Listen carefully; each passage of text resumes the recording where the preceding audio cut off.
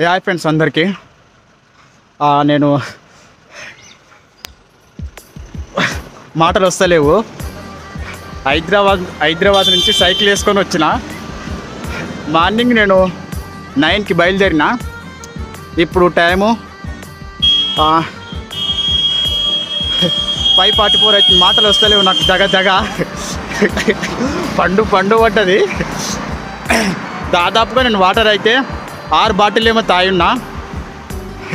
అంటే ఈ లైటింగ్ ఇక్కడ లొకేషన్ చూపిద్దామని చెప్పి, నాకు బాగా ఇష్టము ఈ లొకేషన్ చూపిద్దామని చెప్పి, వీడికి వచ్చి వీడియో చేద్దామని చెప్పి అక్కడి నుంచి ఎక్కడ ఆపకుండా వస్తూనే ఉన్నా. నా ప్రాణం ఎట్లయితుందంటే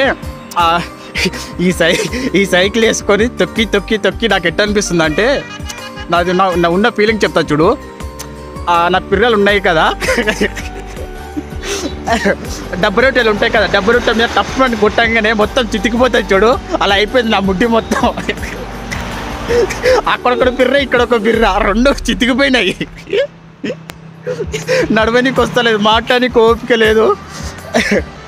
ఇంకా 20 కిలోమీటర్స్ అయితే 20 ఉంటుంది అనుకుంటా, 15 కిలోమీటర్స్ ఉండొచ్చు.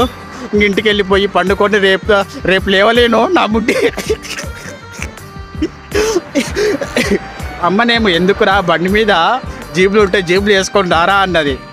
మా తమ్ముడు అట్లే, అక్క అట్లే, ఫ్రెండ్స్ కూడా అట్లే అన్నారు. అని బిల్డప్ చిల్లాస్టార్ అంటే ఎలా ఉండాలి, తగ్గేదే లేదని చెప్పి నా పిల్లలు మొత్తం పలిగిపోయినాయి, చితికిపోయినాయి. కానీ చాలా అంటే చాలా హ్యాపీగా ఉన్నా. ఎందుకంటే హైదరాబాద్ నుంచి మా ఊరి వరకు సైకిల్ మీద తొక్కుంటూ రావడం అంటే ఎలా ఉండాలండి. మినిమం అంటే నీ అమ్మ మ్యాకే గిరిగిరి. అంటే అంటే చిన్నప్పటి నుంచి నాకు ఎక్కువ సైకిల్ అంటే చాలా పిచ్చి. ఎంత పిచ్చి అంటే మామూలు కాదు. నేను బైక్ కూడా, నా బైక్ తెలుసు కదా కేటీఎం, అది ఇంటికాడనే పెట్టేసి నేను బస్సులో వెళ్ళి సైకిల్ తీసుకొని వచ్చిన. అది చిల్లా స్టార్ అంటే, అంతే కదా. ఓకే, మరి ఇంకా నాకు మాట్లాడంత ఓపిక కూడా లేదు. నా సైకిల్ మాత్రం అది అలసిపోయింది బాగా, ఇంకా ఓపిక లేదు. ఇంకా నడుచుకుంటూ పోవాలి. ఈ కొండ ఎక్కాలంటే దొబ్బుకొని వచ్చిన. ఇక్కడ నుంచి ఆ కొండ కింద నుంచి పై వరకు దొబ్బుకుంటూ వచ్చిన. ఇంక ఇంటికి వెళ్ళిపోతే ఇంకా నాకు ఓపిక లేదు. ఇంకా పొద్దుగాల ఒక ఛాయ్, 2 సమోసా. ఇందాక వస్తున్నప్పుడు మొన్న అక్కడ ఆ ఊరి పేరు రాజపూర్ కాడ మిర్చి తిన్నా, ప్లేట్ మిర్చి చాలు. ఎందుకంటే అన్నం కూడా తింటే కడుపు నొప్పి లేసి సైకిల్ దొక్కుతున్నా కదా, అట్లా అని చెప్పి. ఓకేనా. ఎవరు నిన్నేదో మాటంటే